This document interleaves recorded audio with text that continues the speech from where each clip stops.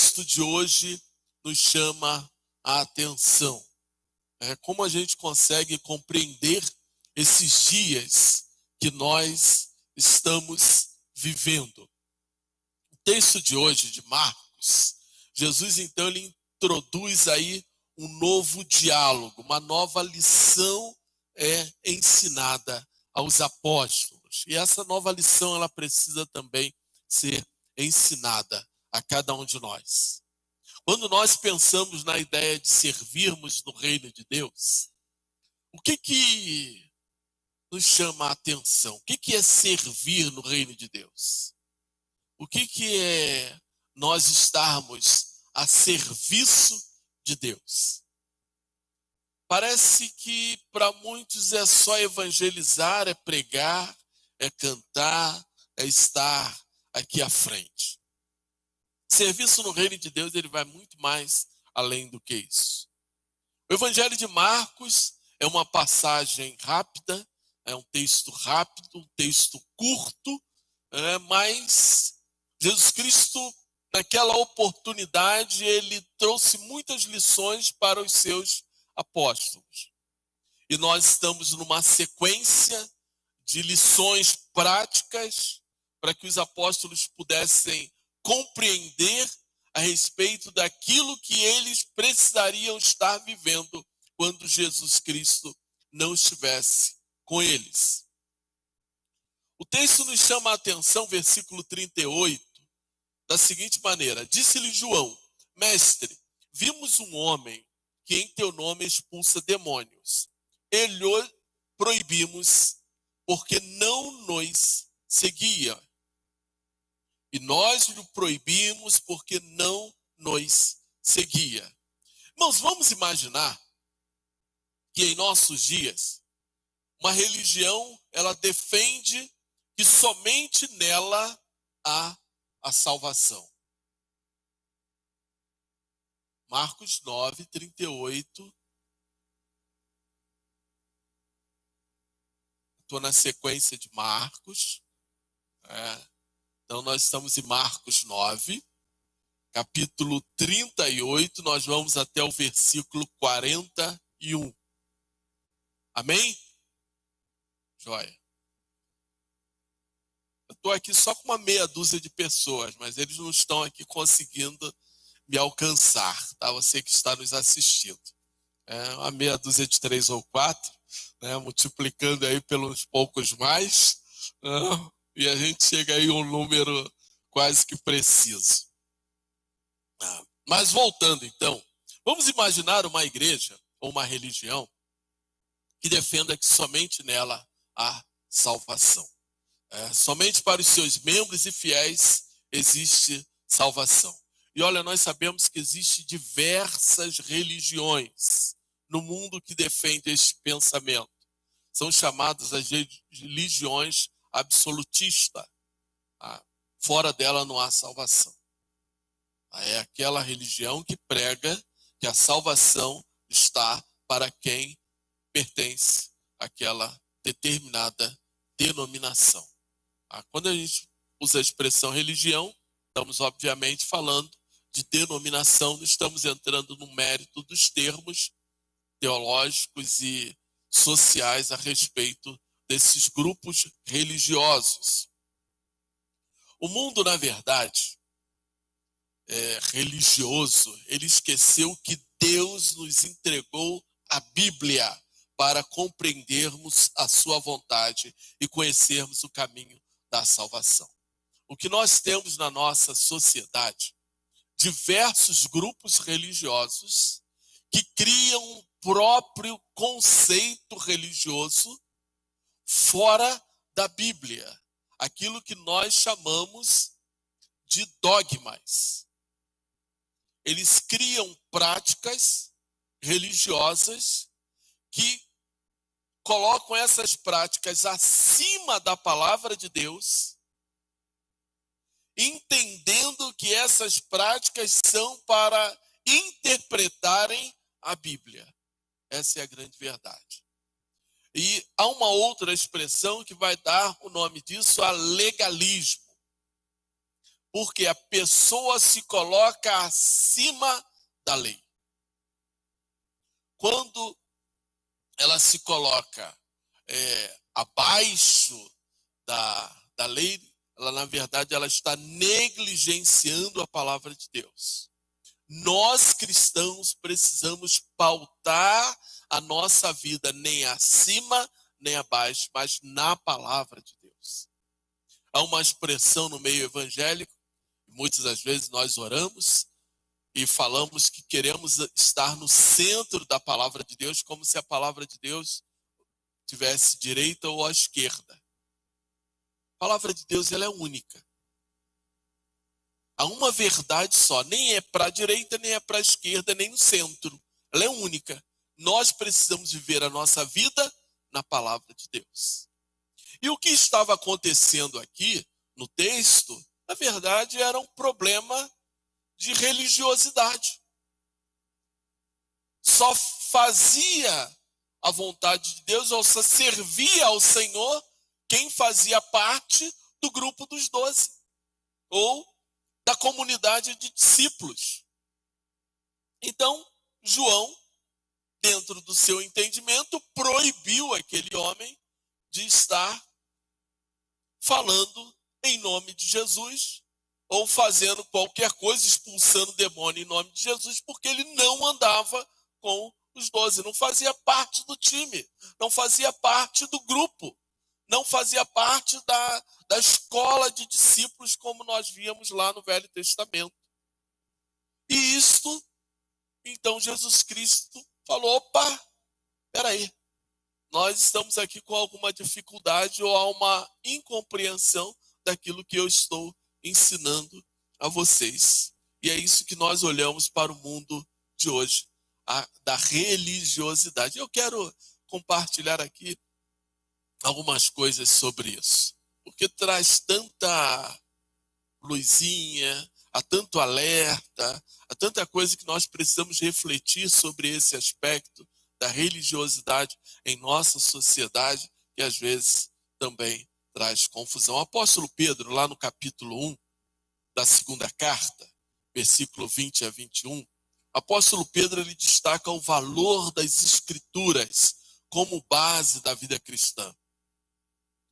Segunda carta de Pedro, capítulo 1, versículos 20 a 21, texto bem conhecido. Pedro, de uma maneira fantástica, de uma maneira tremenda, ele fala o valor da Bíblia, o valor da palavra de Deus. Porque não seguimos a fábulas engenhosas, inventadas, quanto nos fizemos conhecer o poder e a vinda de nosso Senhor Jesus Cristo. Pois fomos testemunhas oculares da sua majestade. Ele recebeu honra e glória da parte de Deus, quando da suprema glória lhe foi dirigida a voz que declarou: este é o meu filho amado, em quem me regozijo. Ora, nós mesmos ouvimos esta voz vinda dos céus, quando estávamos com ele no Monte Santo. Sendo assim, temos ainda mais concreta a palavra dos profetas, e fazei muito bem em prestar atenção a ela, como a uma candeia que brilha nas trevas, até que todo o dia se ilumine e a estrela da alva nasça em vossos corações. Antes de tudo, sabei que nenhuma profecia da Escritura provém da interpretação pessoal, porquanto jamais a profecia teve origem na vontade humana, mas homens santos falaram da parte de Deus, orientados pelo Espírito Santo. O que a gente precisa entender? Quando nós falamos de religiosidade, dos questionamentos que Jesus Cristo estava trazendo. Os apóstolos, num primeiro momento, eles entenderam, sim, que servir a Cristo era só para a comunidade de discípulo, ou dos apóstolos, aqueles que eram os mais chegados de Jesus dos 12, ou dos grandes seguidores de Jesus Cristo, que eram o número de discípulos, que nós sabemos que estava além dos 12. Nesse primeiro momento, eles entenderam que todos os servos de Jesus tinham que caminhar junto com eles. Só que o poder de Deus, ele ultrapassa a nossa própria compreensão. E hoje, o grande problema das religiões que se dizem cristãs dos nossos dias é que elas quase que anularam a ação do Espírito Santo, o nome de Cristo, e estão trabalhando dentro dos seus próprios valores, dentro da sua própria compreensão, do seu próprio entendimento. E é como se estivesse extrapolando aquilo que Jesus Cristo falou, aquilo que Jesus Cristo ensinou. Esse é o grande problema.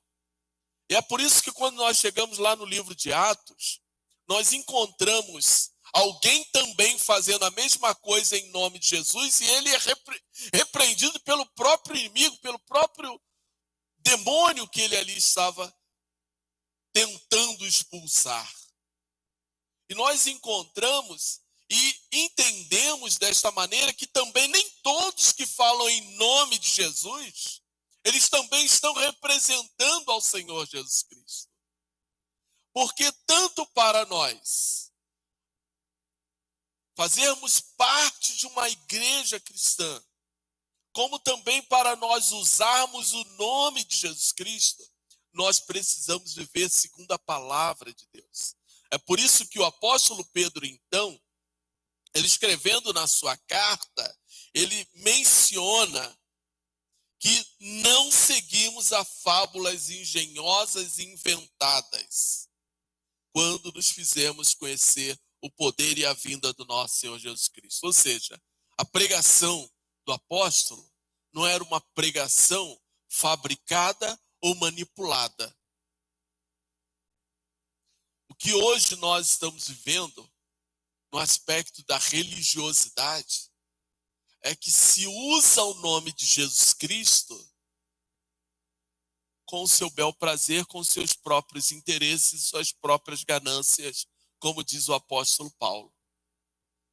Essa é a grande verdade.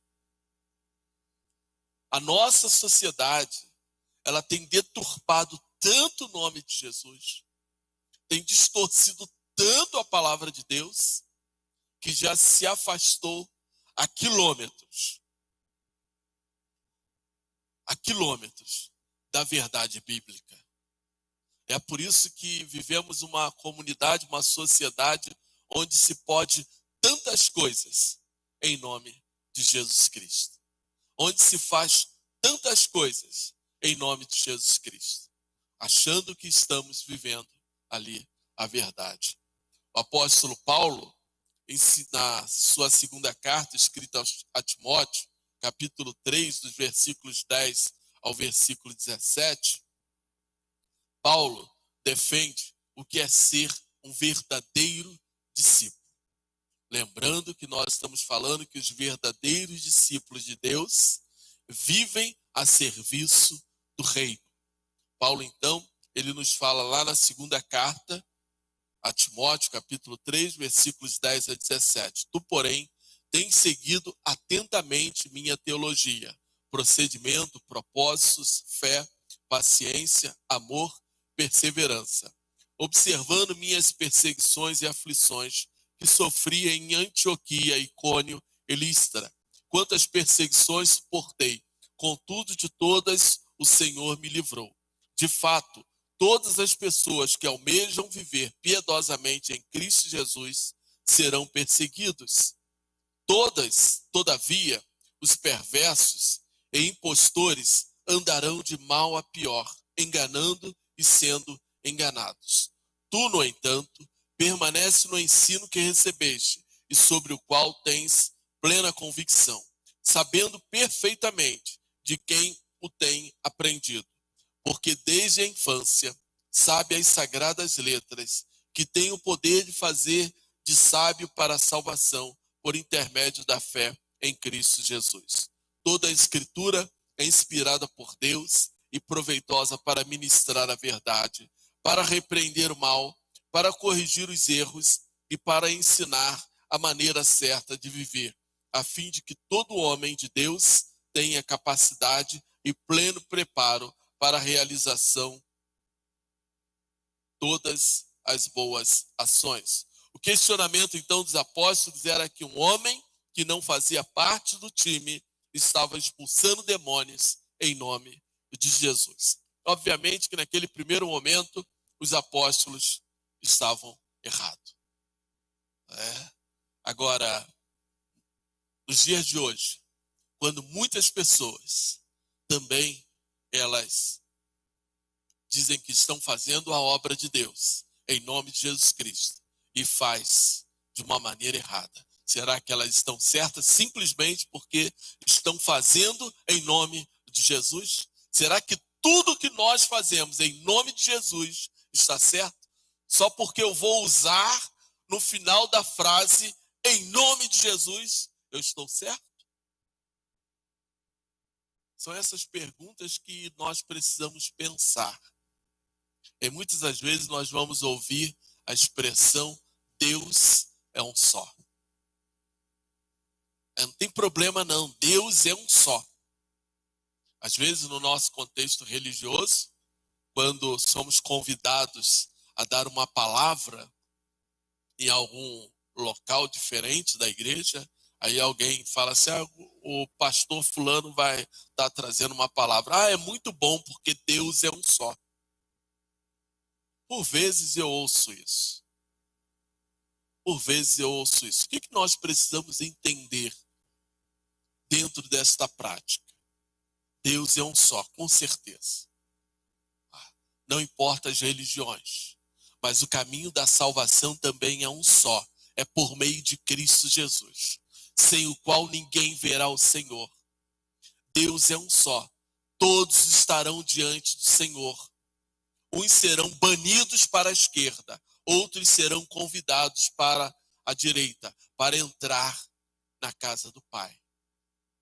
Existem algumas diferenças nas expressões que nós vamos aprendendo ao decorrer dos tempos, que são apenas expressões religiosas e usadas de uma maneira até maldosa, para que nós venhamos nos conformar com as coisas que o mundo apresenta.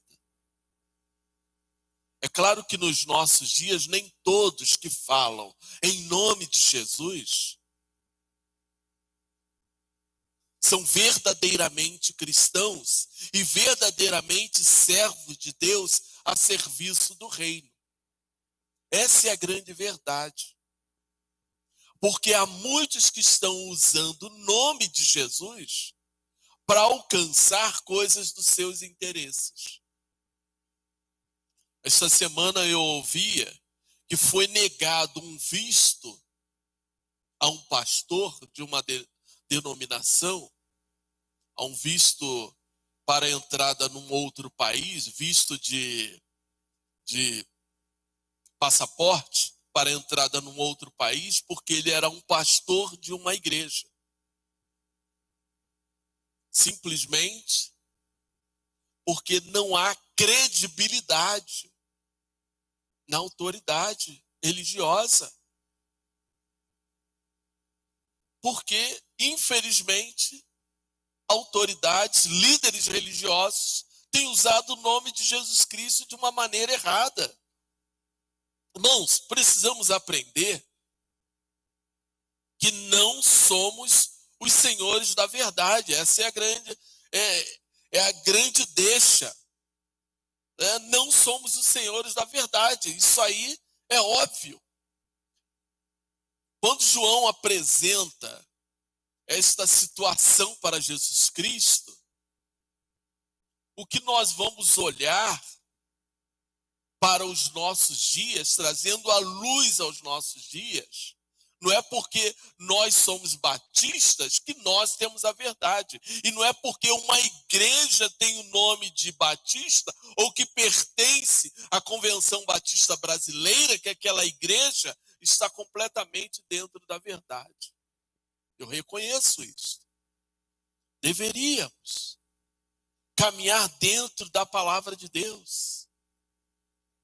Ensinarmos a Bíblia de uma maneira expositiva. E usarmos a Bíblia de uma maneira expositiva é não estarmos pegando texto para pregar com pretexto, mas é mostrar aos irmãos as verdades que o Senhor Jesus Cristo quis ensinar aos seus discípulos e nos ensina nos dias de hoje, quando a Bíblia se mantém atual. As exortações que a Bíblia nos ensina a cada dia, a cada passo que nós damos. Por isso não somos os senhores da verdade, mas precisamos andar na verdade. Esse é um conceito um tanto bíblico quanto educacional, que ninguém pode realizar determinadas atividades sem a devida qualificação. É por isso que precisamos andar na verdade. Não dizermos que somos o Senhor da verdade, mas é estarmos na verdade.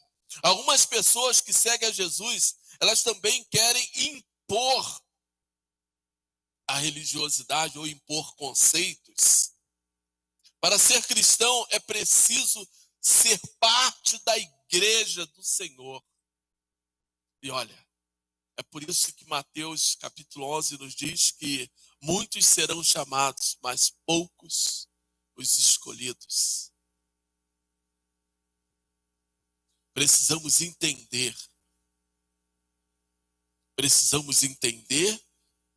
que para nós estarmos dentro da verdade, precisamos nos debruçar dentro da palavra de Deus. E com cuidado, com dedicação. Há um outro aspecto que nós precisamos viver para sermos cristãos. E não podemos continuar a sermos cristãos somente no aspecto religioso, para dizermos que somos extremamente religiosos ou espirituais. Porque as muitas práticas da religião nos impôs uma religiosidade e não uma vida consagrada na presença do Senhor. A religião, as igrejas, os costumes, as práticas que foram sendo inseridas ao passar dos anos, foram impondo práticas religiosas. E é por isso que o mundo cristão está desse jeito que está. Medo, pânico, terror. Porque aprendemos a viver apenas uma vida religiosa e não uma vida que agrada a Deus. Entendendo que o Senhor está no controle de todas as coisas, que Deus cuida de todas as coisas. Esse é o grande problema. Se nós olharmos para a Bíblia, pegarmos a Bíblia, olharmos através da Bíblia para o mundo, nós vamos ver o mundo de uma outra maneira. Essa é a grande verdade. Os verdadeiros discípulos, eles são instrumentos de Deus. João 3, versículo 8. O vento sopra onde quer e ouve a sua voz, mas não sabes de onde vem, nem para onde vai. Assim é todo aquele que é nascido do Espírito. Jesus Cristo conversando com Nicodemos. A nossa vida ela é conduzida pelo Espírito Santo. É por isso que nós usamos a expressão: você já entregou a sua vida a Jesus? E quando eu entrego, a vida não é mais minha. A vida agora pertence a Ele. Então, Ele vai conduzir a minha vida. Jesus Cristo, no capítulo 39, e no versículo 39, ainda de Marcos 9, porque a ninguém há que faça milagre em meu nome e passa logo depois a falar mal de mim. Pois quem não é contra nós é por nós. Ainda, aquele que crê em mim, João 7, versículo 38. Aquele que crê em mim, como diz as Escrituras, do seu interior fluirão rios de água viva. Mas ele se referiu ao Espírito que mais tarde receberiam os que nele crescem, pois o Espírito Santo, até aquele momento, não fora concedido, porque Jesus não havia sido ainda glorificado. O verdadeiro discípulo é instrumento de Deus. E quando nós olhamos para a expressão verdadeiro discípulo, nós estamos falando pessoas que se dispõem a ser usada por Deus. Pessoas que se dispõem a ser moldadas por Deus, pelo Espírito Santo de Deus. Eu li João 3,8, que a nossa vida é conduzida pelo Espírito Santo, nós não vamos para onde queremos, mas é para onde o Espírito Santo nos conduz. Assim todo aquele que é nascido do Espírito não sabe para onde vai, nem de onde vem, mas é o Espírito Santo que conduz a sua vida. Depois, João 7, versículo 38, do seu interior fluirão rios de água viva. O discípulo de Cristo, ele tem a sua vida conduzida por Deus. E aí, como é que isso vai acontecer em nossas vidas? O propósito de Jesus Cristo era ensinar os seus apóstolos a ser servos. Eles precisavam se colocar inteiramente nas mãos de Deus, para que o Espírito Santo conduzisse as vidas deles.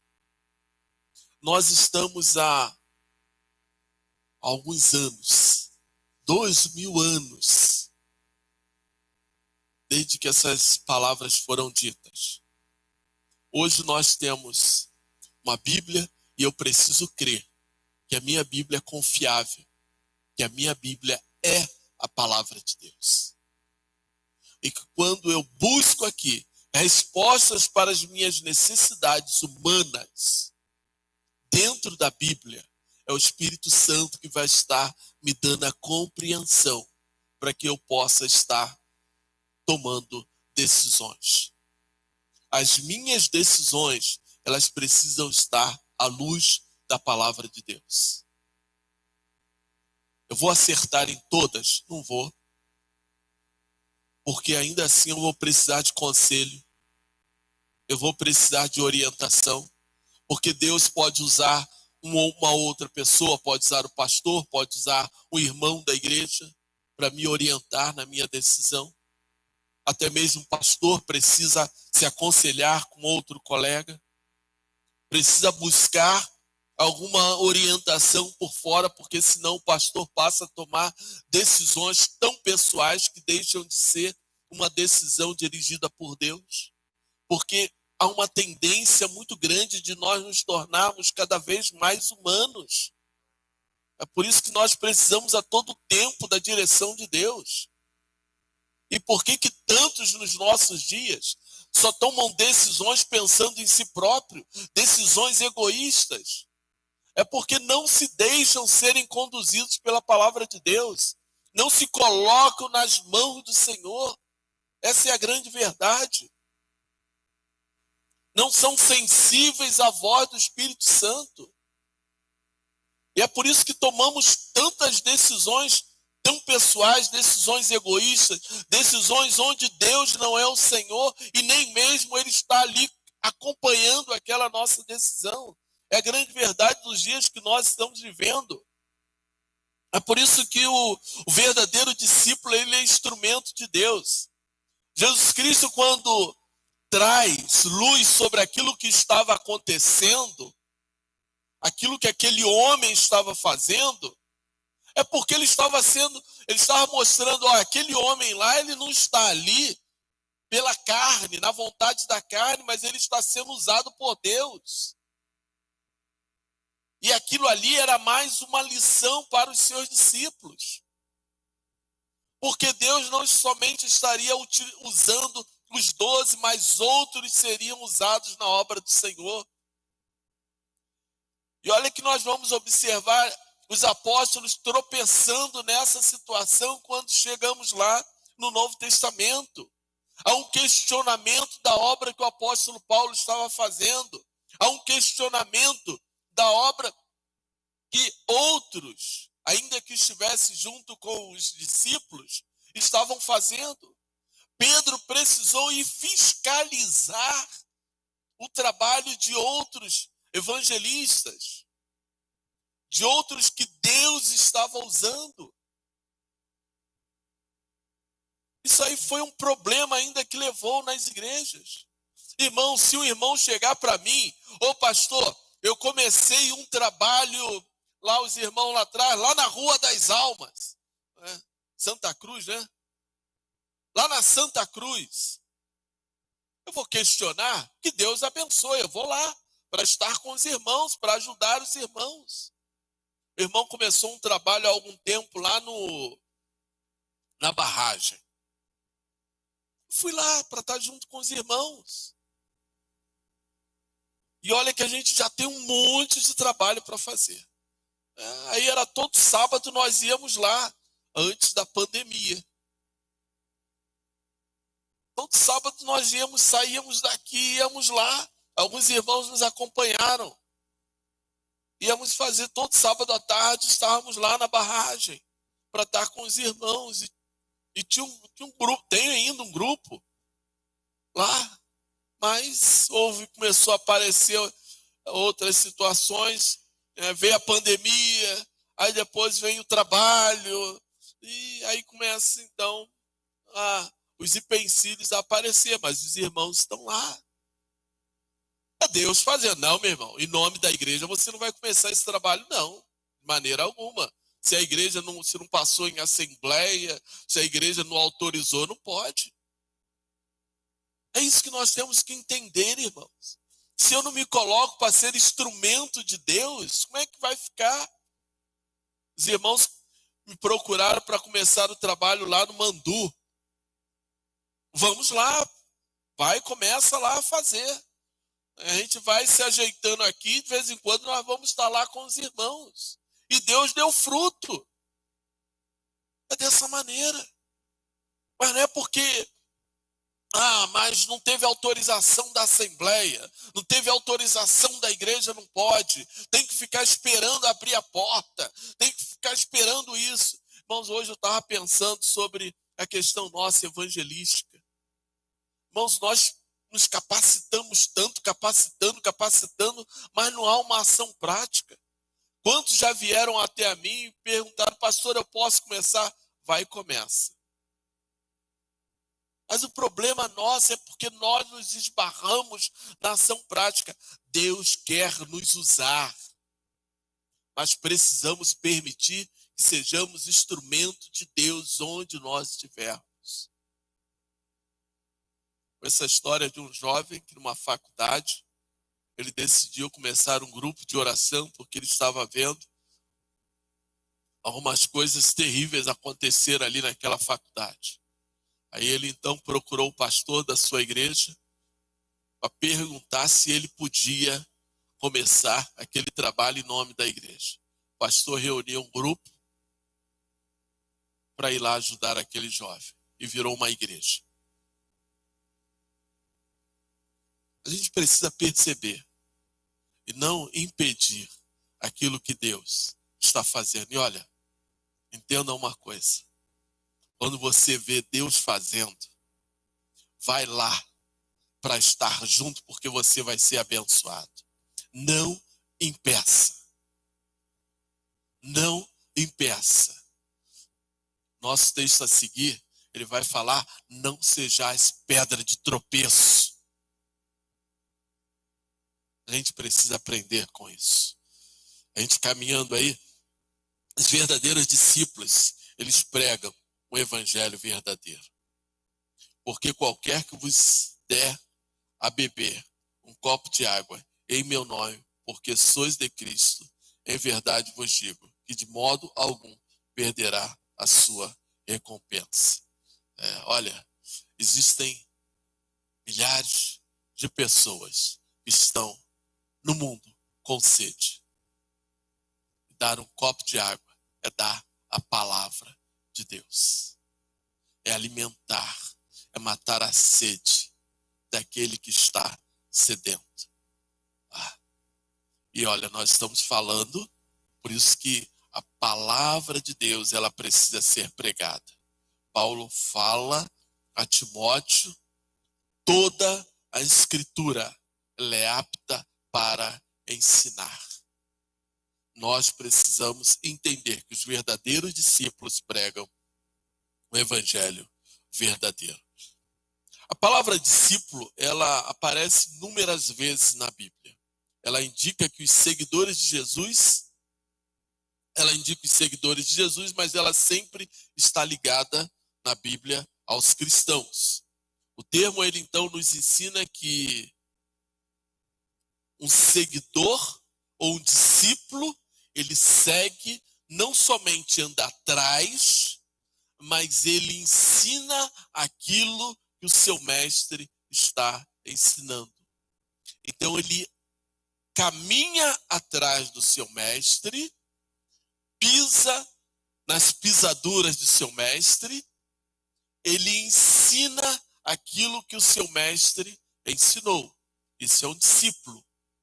E é claro que o termo não começa com Jesus, mas principalmente era uma prática dos gregos e uma prática dos romanos, mas a gente vai voltar um pouco mais na história e a gente vai ver a escola de discípulos já lá com Elias. Então essa prática já era bem antiga. Mas quando no Novo Testamento ela vai se apresentar daqueles que seguiam a Cristo e eram os cristãos. Por isso, Jesus Cristo tinha um grande número de discípulos, não somente os 12 que eram os apóstolos. Mas Jesus Cristo, ele vem a nos mostrar como é essa característica dos discípulos. Jesus Cristo veio formatar a ideia de uma pessoa que somente seguia um líder, seguia um mestre. Dentro daquela comunidade que tinha todo um aprendizado, uma escola por trás, toda uma formação cultural sobre a ideia do discipulado, mas Jesus Cristo vem mostrar algo a mais, que os discípulos, eles seriam formatados pelo próprio mestre. É claro que, na pessoa de Jesus, era a ação direta de Jesus Cristo na vida dos discípulos. Essa tem sido a grande dificuldade dos nossos dias. Somos seguidores de Cristo,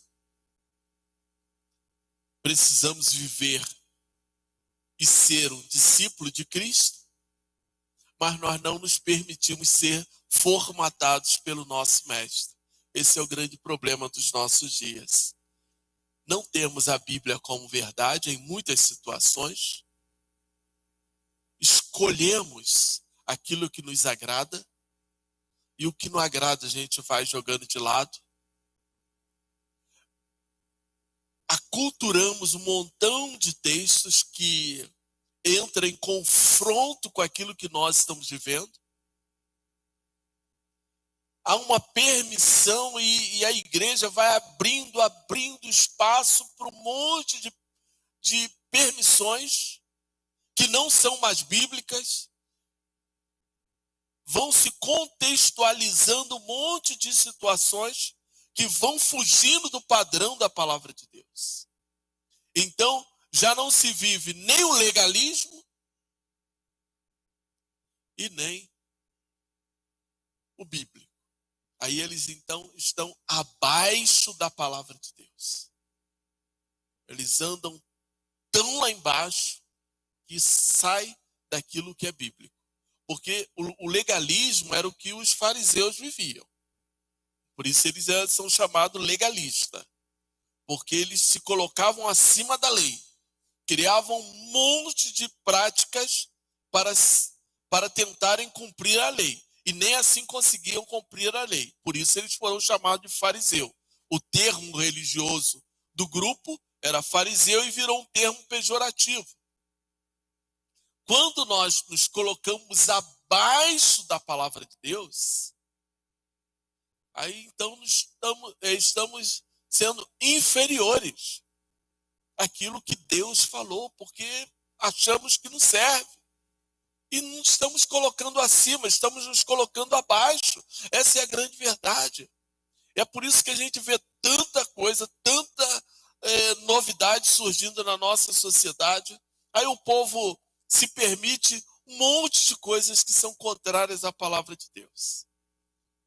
E a internet está cheia disso aí para te ensinar. E muitos acham que é verdade. E segue. Esse é o grande problema. É o grande perigo. Marcos 8, então, versículo 34, Jesus Cristo nos fala o seguinte: se alguém deseja seguir-me, negue-se a si mesmo, tome a sua cruz e venha após mim.